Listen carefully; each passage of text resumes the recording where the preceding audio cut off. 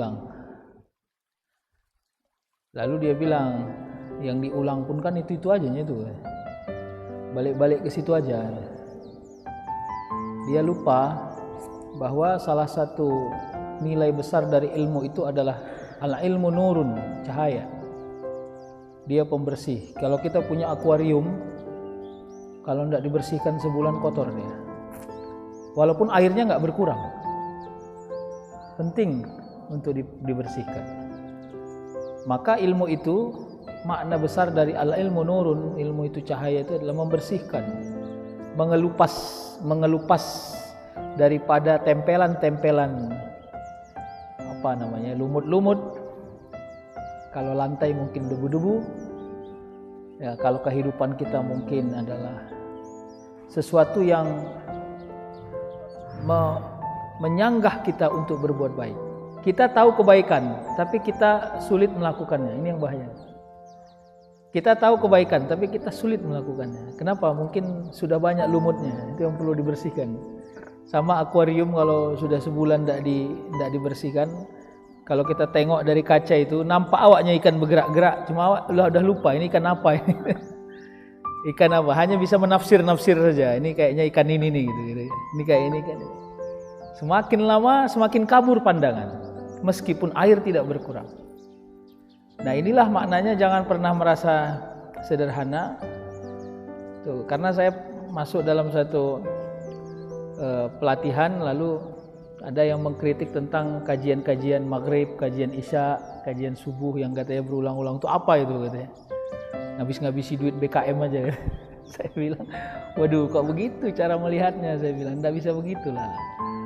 Ya, karena kajian ustadznya juga enggak jauh-jauh dari situ. Hampir, ya, tapi itu kayak pembersih aja itu. Ilmu ini kan bukan hanya tentang diketahui. Kalau ilmu hanya perlu diketahui, enggak perlu orang belajar berulang-ulang. Ilmu itu selain diketahui juga diamalkan, diekspresikan, menjadi nilai, menjadi keteladanan, menjadi ketakutan kalau dia berupaya, menjadi bagian dari peringatan. Itu dia. Jadi ini bukan hanya tentang tahu atau tidak tahu, itu sangat sederhana itu, tahu atau tidak tahu, mengamalkan. Saya bukan maksud saya hanya menguatkan kita, jangan pernah merasa sepele kepada hal-hal yang kita sering lupa bahwa dia justru mempertegas nilai perjalanan hidup kita. Berapa banyak kita sering dinasihati pada keadaan yang unpredictable. Ya kan, duduk-duduk awak dengar orang bercakap, inilah awak cuma pandai sabar aja lah. Kalau ditengok-tengok gak cukupnya uang ini tiap bulan, cuma begitulah. Dengar awak dia cakap begitu. Dibuat Allah hati kita belajar dengan cakap itu. Wah, berarti masih ada orang yang pandai belajar sabar di tempat-tempat yang sangat rumit.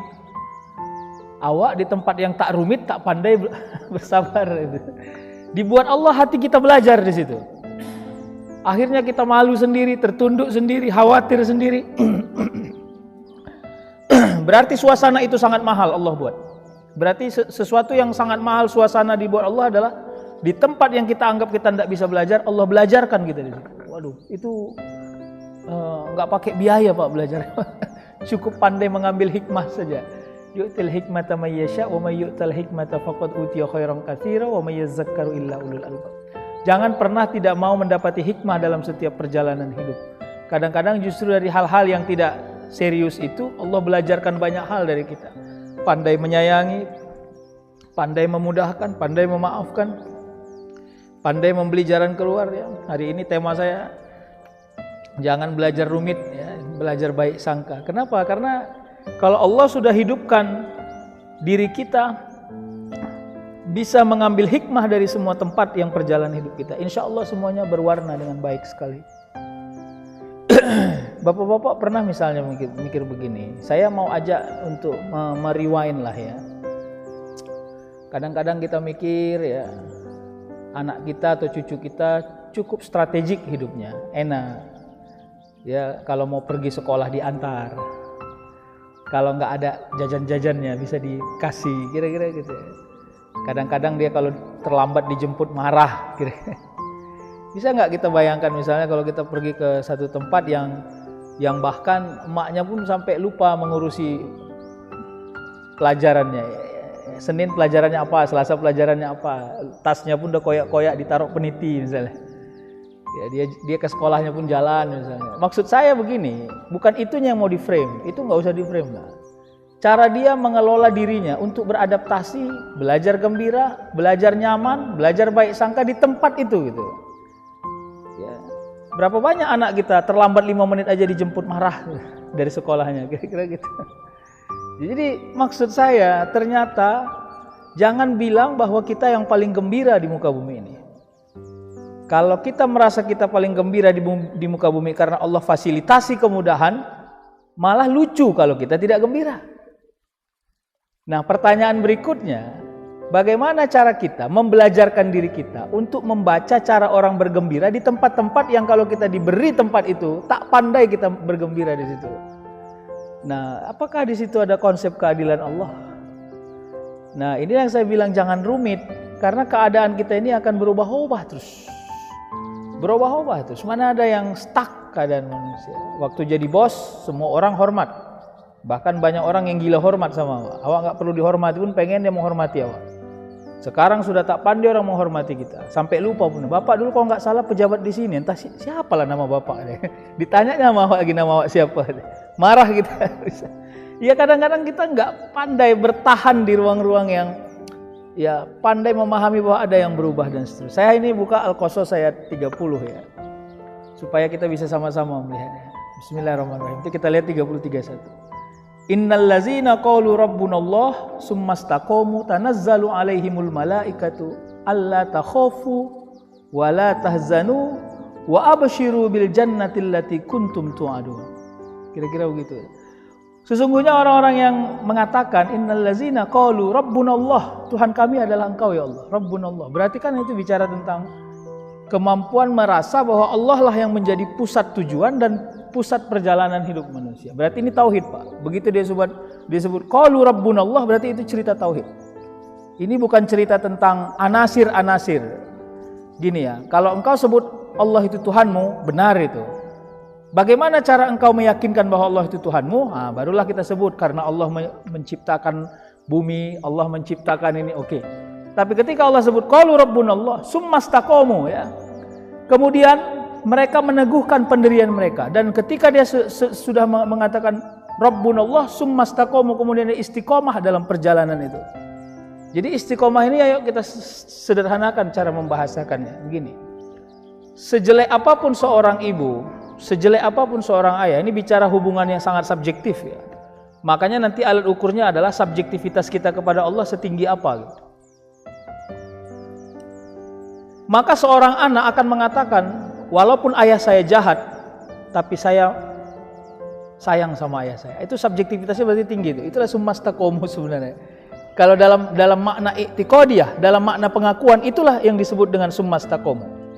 Walaupun ayahmu sering mengkhianati tanggung jawabnya kepada dirimu, begitu orang menghina dirinya, merusak cara pandang kau kepada dia, engkau akan tetap mengatakan walaupun jelek-jelek begitu, itu tetap ayah saya.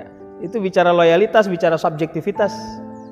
Nah sekarang kalau kita kepada Allah, ketika kita sebut qalu rabbunallah summastaqamu, pertanyaannya bagaimana? Kalau seandainya Allah membuat hidupmu ribet, sulit, apakah engkau masih mengatakan qalu rabbunallah? Disinilah yang menjadi sulit dan rumit, Pak. Makanya ada orang yang nanti berpindah kepada agama yang lain, menjadi syirik dia dari jalan Allah. Kenapa? Karena summastaqamu, dia terjebak dengan ruang-ruang itu. Tingkat loyalitasnya kepada menuhankan dan mentauhidkan Allah itu sudah sangat luntur. Jadi kadang-kadang ada pertanyaan yang sebenarnya nggak boleh kita tanya, tapi sesekali untuk menjawab, apakah kita pandai melihat tingkat loyalitas kita. Misalnya gini, ada seorang anak sudah 22 tahun dia nggak jumpa sama ibunya, sangat rindu. Dari umur 1 tahun dia sudah berpisah dengan ibunya, sekarang sudah umur 23 tahun dia akan bertemu dengan ibunya. Selama ini dia hanya bisa berkomunikasi lewat telepon, itu pun sesekali. Itu pun tidak bisa lihat wajah. Rindu yang memuncak. Lalu ditanya sama anak ini, ini ada pilihan yang sulit. Silahkan kau memilih. Tapi ini tidak bisa memilih dalam makna yang sederhana. Aku kasih kau uang 100 juta dan kau tidak bertemu dengan ibumu. Sama sekali. Atau kau bertemu dengan ibumu dan tidak ada hakmu sama sekali dari uang ini. Kalau itu pilihannya, ayo, rasa cinta dan rindu kita kepada ibu kita sangat diuji. Tapi rasa butuh kita kepada uang yang banyak itu juga akan membangun rasionalitas kita. Ini yang bolak-balik saya sebut. Berapa banyak kita terhinakan tauhidnya hanya gara-gara harta dunia, itu maksud saya. Kenapa? Karena kita summa istaqamu ya. Nanti kalau saya sederhanakan ya, gara-gara rapat tinggal sholat, maaf lah ini. Ya, ada job nggak jadi sholat, terus karena dia bertemu klien dia nggak puasa. Kenapa? Yang penting hari ini diterima proyeknya. Maaf nih Pak, saya jadi agak khawatir. Alhamdulillahnya kita kalau nggak terjebak di situ, alhamdulillah kita bersyukur sekali lah begitu ya. Terus hari ini datang klien kita dari Jepang. Kau berdandan seksi ya. Aduh Pak, saya kan tutup aurat. Ini demi masa depan perusahaan kita. Kalau seandainya jebol ini perusahaan proyek ini, 10 tahun ke depan perusahaan kita aman. Aku hanya kau mau berdandan seksi, membuka aurat 1 jam saja. Yang penting dia senang melihat kau. Bagaimana? Syukurnya kita nggak dihadapkan pada masalah itu. Saya cuma mau bilang itu aja. Jadi kita ini aman sebenarnya. Coba kita dihadapkan pada urusan-urusan yang begitu. Kalau nggak oleng gitu Pak.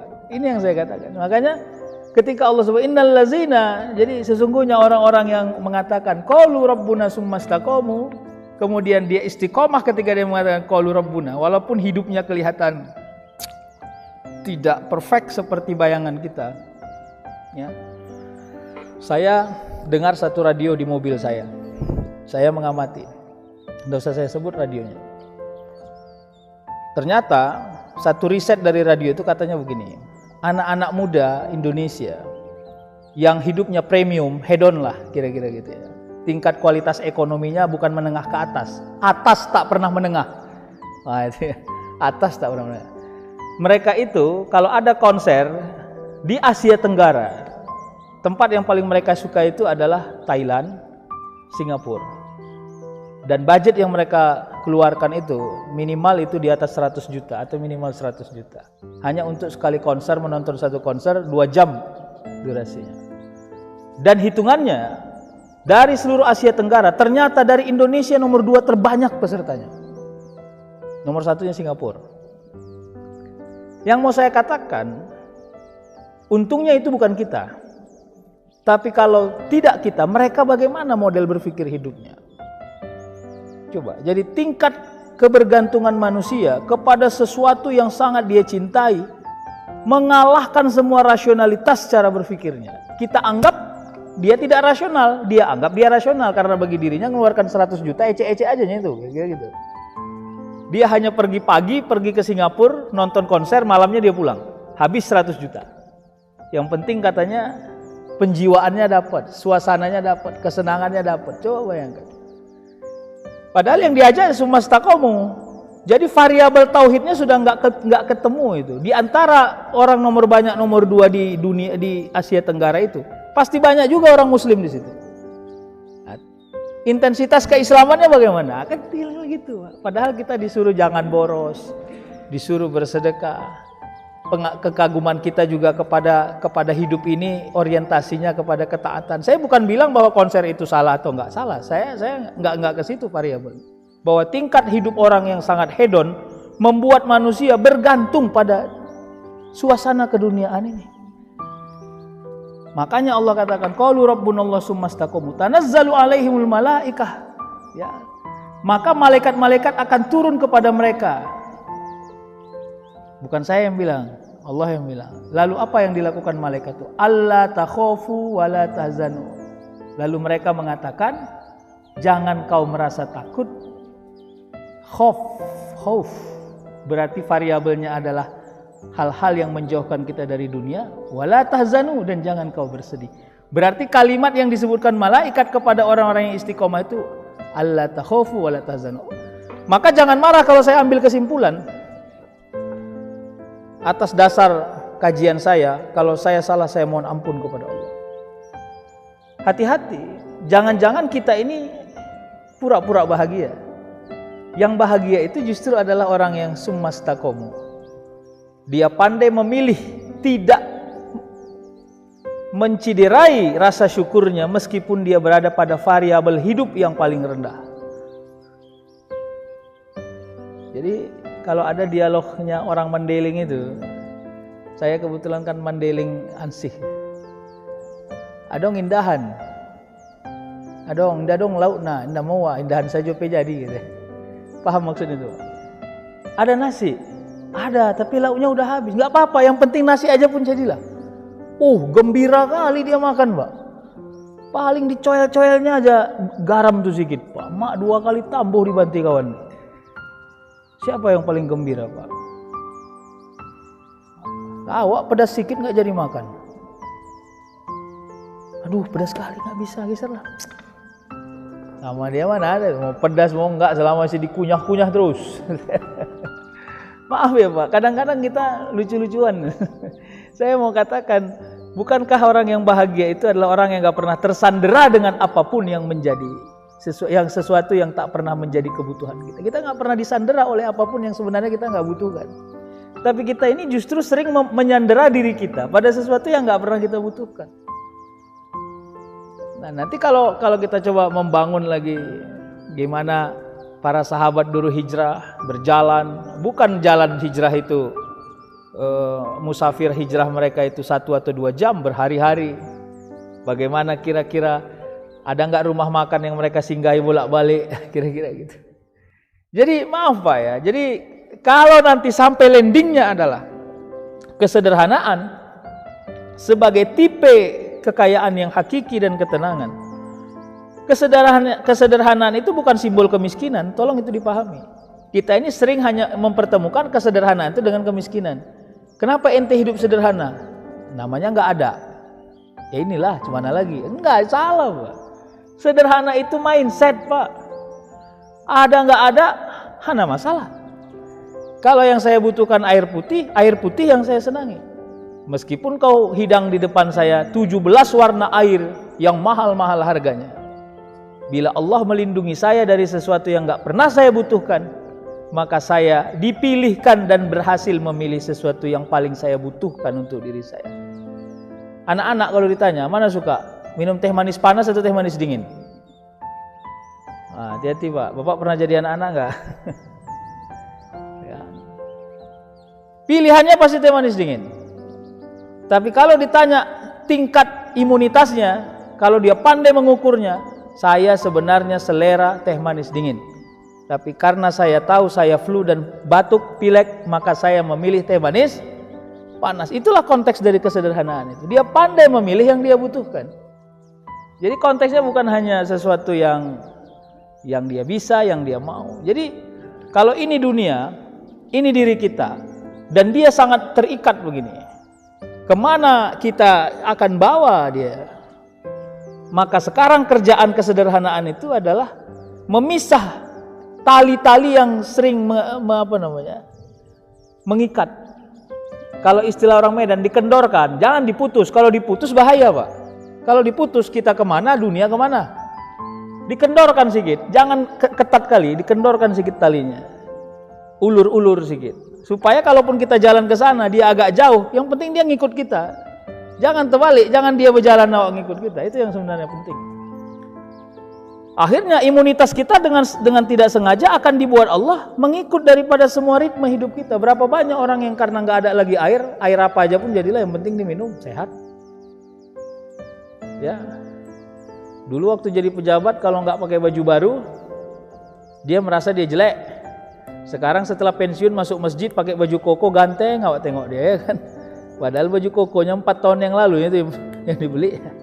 Kenapa? Dibuat Allah perut menyusut, dibuat Allah muat, dibuat Allah pandai pakai sarung, dibuat Allah. Jadi sebenarnya semuanya lengkap Pak. Tapi karena kita aja yang kelihatan rumit, sehingga kita sering cenderung tidak baik sangka.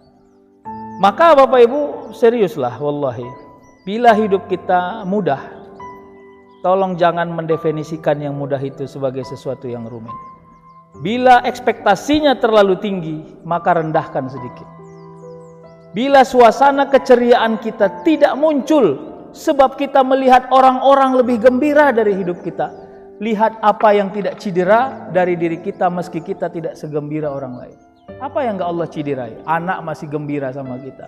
Berapa banyak seorang cucu enggak pandai dia menilai kakeknya kaya atau tidak kaya. Yang penting kakeknya menyenangkan. Ya kan, kakek ada datang. Belajar nyanyi dia sama kakeknya. Bayangkan tuh, sekarang zaman di mana orang menghormati kita sebab harta. Tapi anak keturunan kita masih pandai menyayangi kita meski kita kelihatan tidak banyak hartanya. Waduh, itu nikmat loh Pak, jangan main-main Pak. Berapa banyak orang tua diusir anaknya dari rumah karena nggak produktif lagi. Ya kan, ayah di kampung aja ya. Nanti kirim bulanan sama ayah. Ke ayah di rumah kami pun nggak ada yang bisa ngurusi ayah. Awak kerja, istri awak kerja, tahu sendirilah ayah. Berapa banyak Pak? Waduh, ada banyak itu Pak. Jadi akhirnya ayah di kampung, dikirim bulanan, ayahnya yang ngerasain sendiri. Jadi sebenarnya jangan dibuat rumit ya. Karena sesungguhnya baik sangka kita itu sering justru membungkus hidup kita pada sesuatu yang. Makanya Allah sebut Allah takhafu, dibilang malaikat Allah takhafu wala tahzan. Apa yang kau takutkan? Semua yang kau takutkan akan Allah kasih kekuatannya. Enggak ada yang enggak Allah kasih kekuatan. Apa yang masalah? Allah kasih jalan keluarnya. Kan sudah dijanjikan juga fa inna ma'al usri yusra. Jadi yusra itu sebenarnya bukan selesai masalah, Pak. Bukan semua yang mudah itu harus masalah selesai. Semua yang mudah itu boleh saja kita bisa melewatinya. Udah lama dia nggak nyenyak tidur, ya kan? Minum obat tidur pun nggak nyenyak tidurnya. Begitu datang satu masalah, oyong kali kepalanya. Senderkannya sedikit, tertidur ngorok di bantainya. Jadi kadang-kadang yang begitu-gitu itu sering terjadi kepada diri kita. Berapa banyak kemudahan Allah beri ya? Saya nggak tahu itu kalau orang berangkat haji. Saya ingat dulu pengalaman waktu saya haji Pak. Jadi terlambat saya datang maghrib ke Haram, ditutuplah pintu untuk turun langsung ke depan Ka'bah karena sudah azan. Semua polisi kan lah, ya haji, so, diusirinya semua kita. Tapi saya berdiri saja di depan tangga itu. Dalam hati saya la haula wala quwata illa billah. Saya kepengen sekali sholat maghrib di depan Ka'bah ya Allah. Begitu udah rumit, udah sunyi orang, ditariknya baju saya, walaupun agak kasar dia, dibukanya sedikit, suruhnya masuk, habis ditutupnya balik. Nah, jadi sebenarnya yang unpredictable sama, makanya begitu saya turun saya bersyukur, saya langsung alhamdulillah. Ternyata banyak doa-doa yang kelihatan kecil Allah kabulkan secara direct kepada kita karena hajat kita tinggi. Makanya ini menjadi kekuatan. Bapak Ibu, udah berdamai-damai saja. Di era hidup manusia yang sangat tinggi tingkat pertarungannya, yang nggak pernah selesai perkembangan dunia ini, ya, maka kita harus pandai memilih jalan mana yang mau kita cari. Kalau enggak Pak, kita leong seperti layangan. Cantik kelihatan lambaiannya, tapi sudah terputus benang dari layangannya. Mungkin nggak pernah tahu kita layangan itu leong atau enggak. Begitu cantik lambaiannya, pikir nggak leong, rupanya sudah putus tali. Jangan sampai summastakomo yang saya sebut tadi itu putus dari jalan kita. Kenapa? Karena kita memilih jalan-jalan yang lebih yang lebih kelihatan menguntungkan. Ini kalimat-kalimat tauhid seperti ini sering tidak disukai oleh orang-orang yang sangat rasional berpikirnya. Dianggap omongan-omongan yang saya sebut begini ini seperti doktrin untuk memutus orang untuk bersyahwat kepada dunia. Silakan kalau Anda mau bersyahwat kepada dunia, yang penting jangan zalim. Jangan khianat, jangan mencuri, jangan batil, jangan mungkar. Bisa nggak? Silakanlah. Nggak pulang-pulang pun ngalah-ngalahi Bang Toib boleh, nggak ada masalah. Bang Toib berapa tahun nggak pulang ke rumah? 2 kali lebaran, 2 kali ini kan Bang Toib lagu dangdut itu. Mau ngalah-ngalah itu silakan, nggak ada masalah. Tapi jangan berkhianat kepada jalan-jalan yang hak. Ya, Allah sebut ya, tanha anil fahsya'i wal munkar. Jangan kau lakukan kekejian kepada orang-orang, jangan kau lakukan kemungkaran kepada Allah Subhanahu wa taala. Ayolah. Sejauh mana kau pandai menapaki kehebatan dunia? Silahkan. Ya rela istrimu. Kadang-kadang ada orang punya istri begini. Nggak apa-apa lah bang. Abang nggak pulang setahun ini pun nggak ada masalah. Yang penting cair bang. Pikirlah bang. Ada model istri yang model kayak gini, ya kan? Pening aja dia kalau suaminya di rumah. Apalagi di rumah nggak punya duit. Ya ini bilang, abang nggak pulang-pulang nggak ada masalah. Duit yang penting pulang bang katanya. Nggak apa-apa pak, pergi bapak, nggak usah pulang-pulang bapak. Kirim aja terus duit itu. Tapi ingat, jangan ingkar kepada Allah. Jangan berkhianat.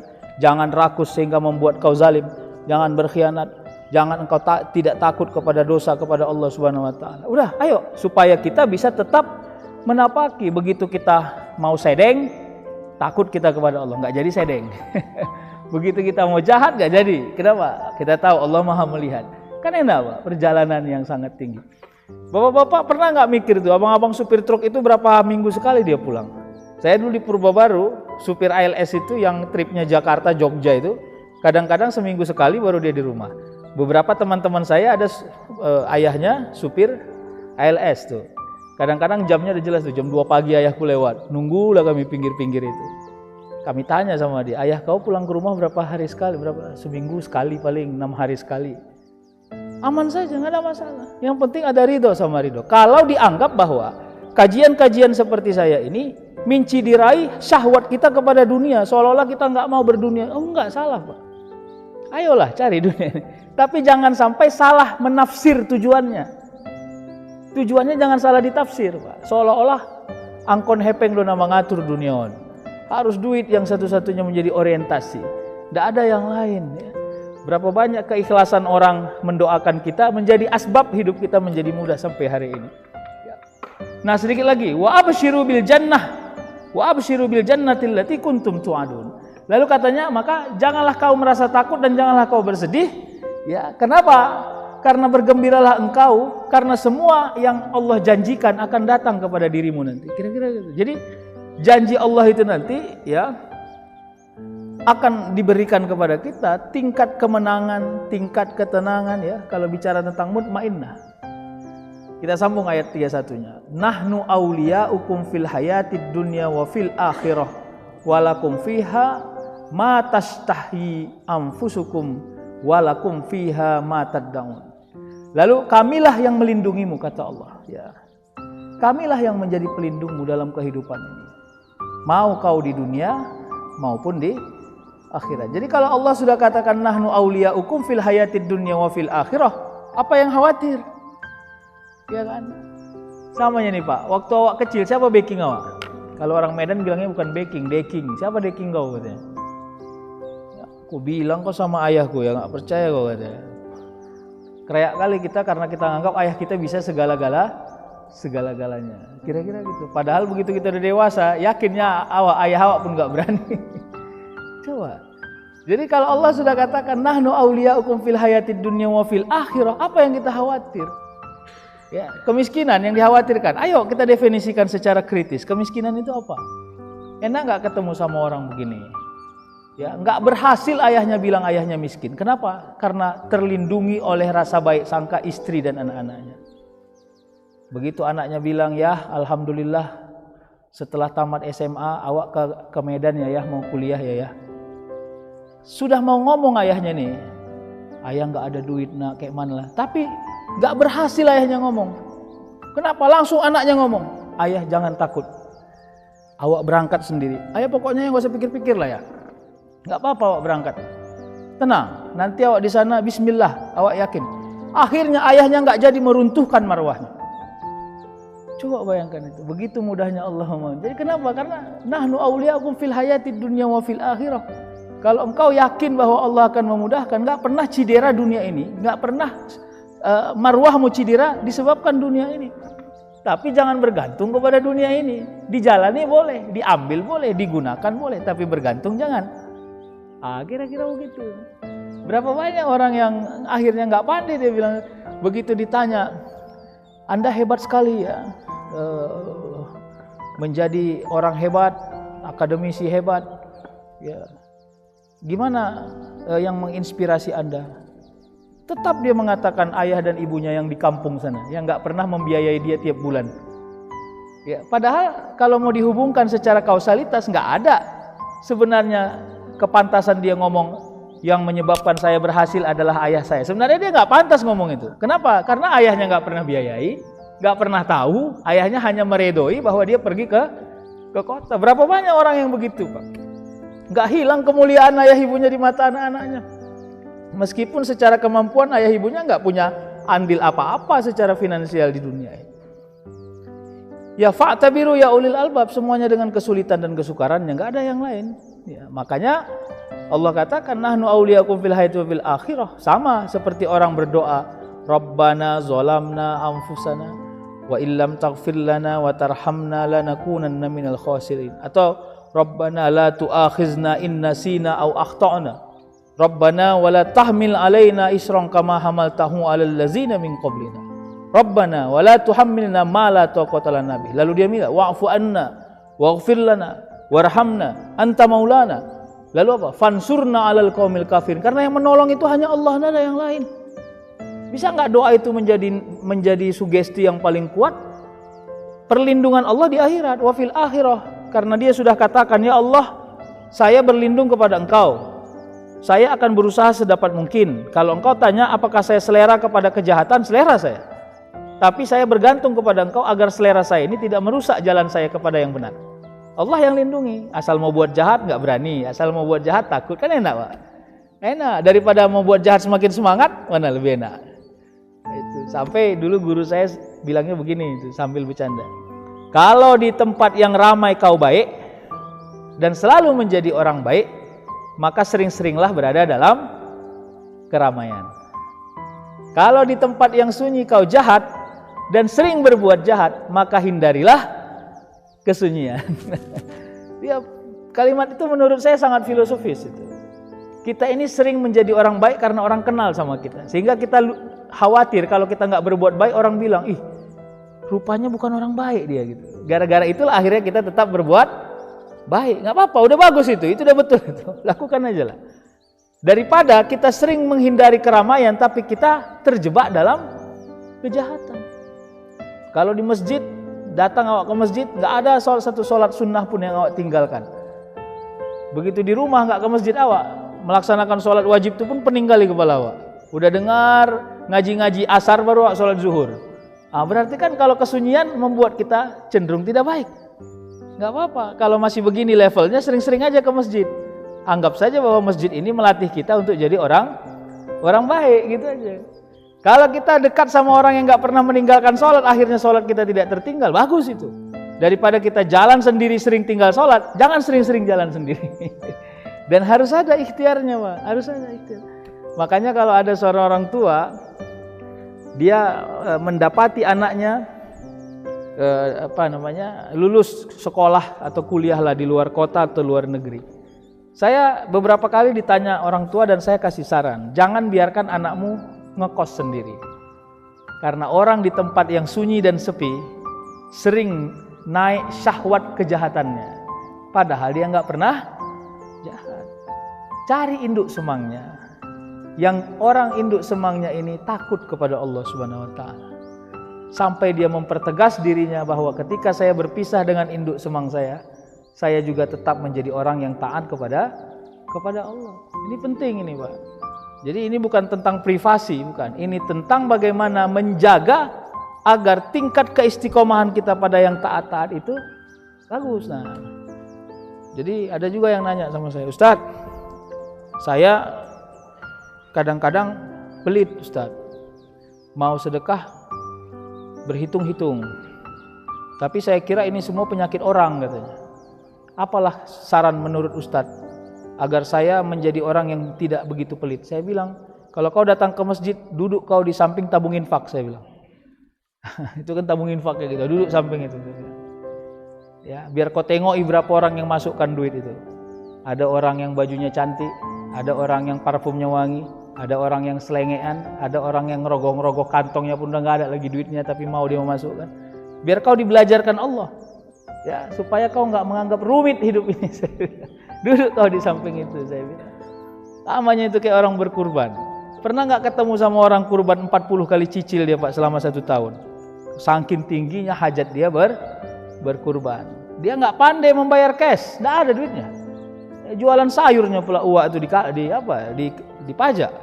Begitu lewatlah kayak tukang-tukang kas uak itu. Kurban, cicil berapa? 12.000 hari ini. Catatlah 12.000.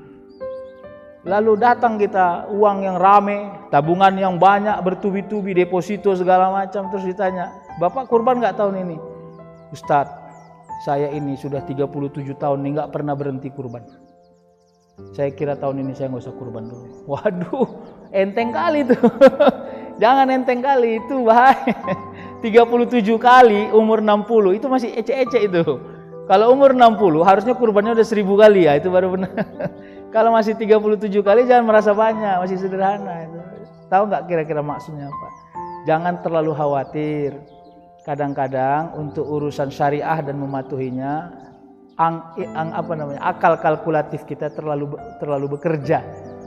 Padahal berapa banyak kemudahan yang Allah buat dalam hidup kita yang Allah ringan-ringankan, yang membuat kita tidak ngeluar duit, nggak masalah.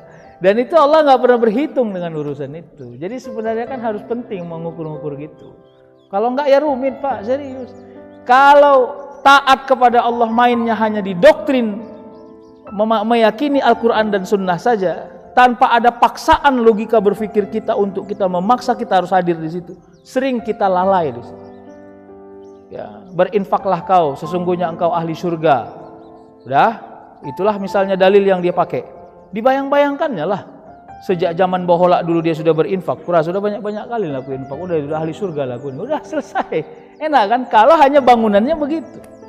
Makanya penting bangunan rasionalitas itu dibangun. Berapa banyak Allah mudahkan urusanmu segala macam. Nah yang terakhir ya, silakan nanti kalau masih ada waktu tanya jawab. Maka apa yang disebut? Walakum fiha ma tastahi anfusukum walakum fiha ma tad'un, ya.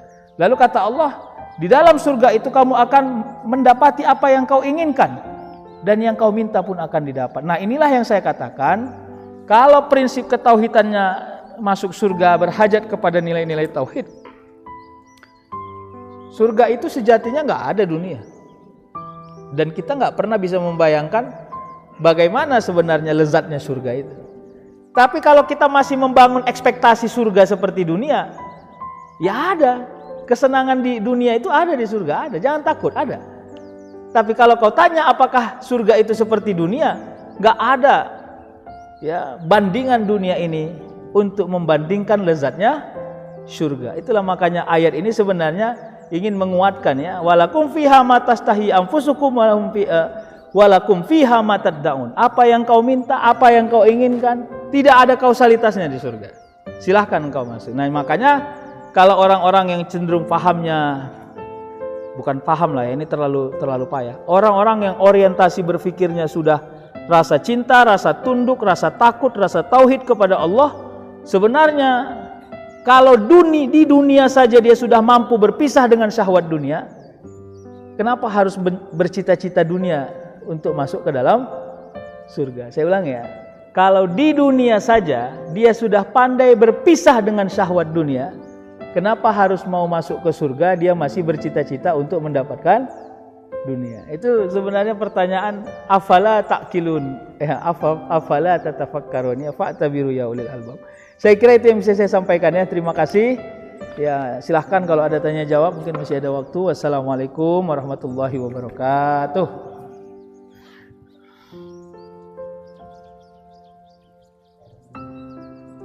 Ya, silakan Pak.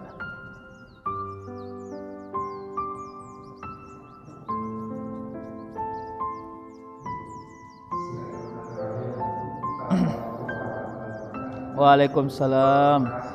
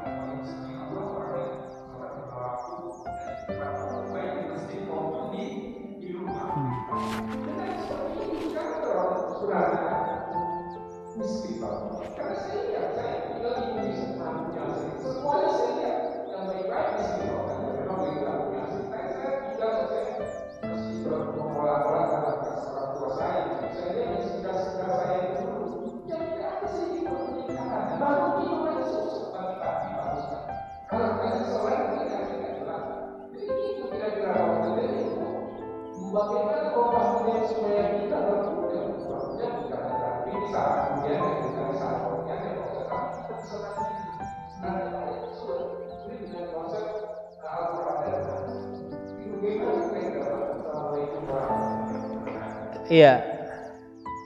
Kalau bentuk pertanyaannya saya kira nggak ada pertanyaan itu ya. Mungkin Bapak kan memberi penjelasan. Saya cuma mau bilang begini.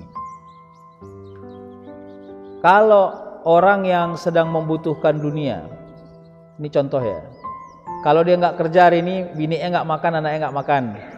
Kalau dia nggak kerja seminggu ini, anaknya nggak akan bayar SPP. Lalu pada waktu sholat tertentu dia nggak muncul di masjid. Apakah kita marah sama dia? Sebab bekerjanya. Saya bilang jangan marah. Karena dia sudah sampai kepada zauq yang paling primer. Yang justru kita marah adalah kita tidak pernah terjebak dengan kebutuhan-kebutuhan primer itu, tapi masih kita cari dengan rumitnya, dan kita tidak pernah menjejakkan kaki pada perintah yang paling aula. Nah, inilah masalah.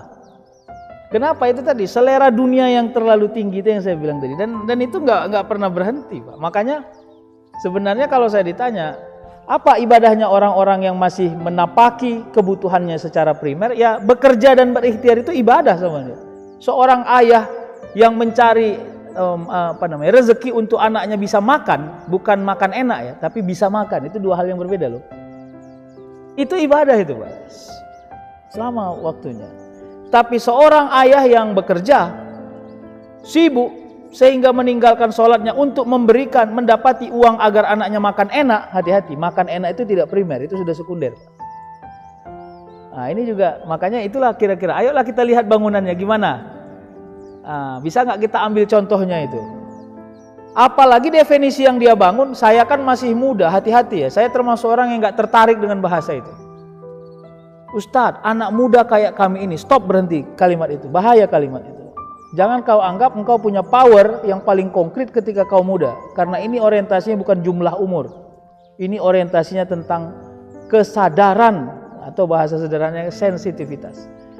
Ya kalau dibaca secara tauhid, saya juga termasuk yang sama pandangannya seperti Bapak. Tidak ada orang-orang yang kurang harta dunianya di muka bumi ini, semuanya cukup.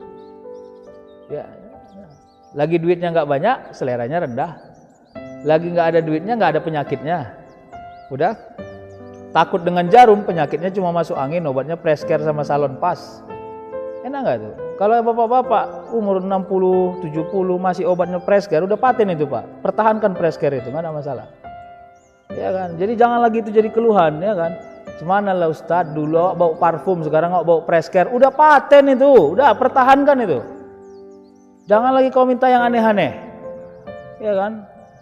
Masuk dia ngunjungi kawan yang sakit di Kolombia Asia, enak ya kamar kau ini, nggak ada enak-enaknya tuh Pak. Kalau nggak bapak lah gantian di situ. Jadi nggak usah dikomentari enak. Begitu kau masuk ke rumah sakit itu doakan supaya orang sakit jadi sehat. Begitu masuk enak ya kau tinggal. Ente mau nggak bilang, tanya sama dia, ente mau nggak bilang. Jadi maaf ya. Enggak lah, enggak. Kalau saya ditanya secara pribadi, wallahi, ya Allah ampunkan saya. Kalau harus memilih, enggak apa-apa lah. Harta enggak usah banyak-banyak lah. Tapi hidup saya ini normal. Konteks normalnya adalah saya bukan orang yang batil. Saya bukan orang yang zalim. Saya bukan orang yang khianat. Wallahi, enggak ada itu Pak. Karena mati pun kita Pak, enggak ada orang yang pandai kali mengasihani kita, enggak ada itu. Semua amal soleh kita akan menjadi kekuatan yang paling dahsyat dari perjalanan kita. Mulai dari alam barzah sampai alam yang lain. Dan harus berhasil kita ngomong seperti itu. Kalau enggak ya kita kasar sendiri di dunia ini.